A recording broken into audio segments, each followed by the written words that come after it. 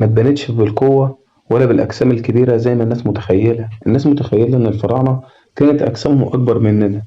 لا طبعا، والدليل على كده إن المومياوات طولها زي طولنا عادي خالص. لما سألوا الذكاء الاصطناعي إزاي اتبنت الأهرامات، جاب ناس عمالقة وهم بيشيلوا الأحجار.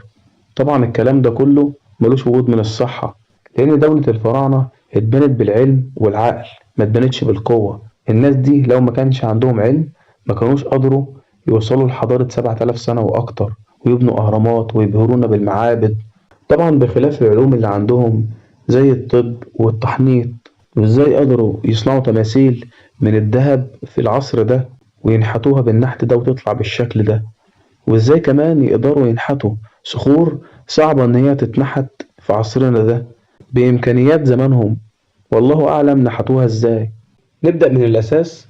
ليه مصر القديمة كانت حاجة عظيمة؟ الفراعنة عاشوا على ضفاف نهر النيل اللي كان بيخلي خصوبة الأرض مليانة خيرات، فقدروا يبنوا مجتمع قوي يعتمد على الزراعة والتجارة.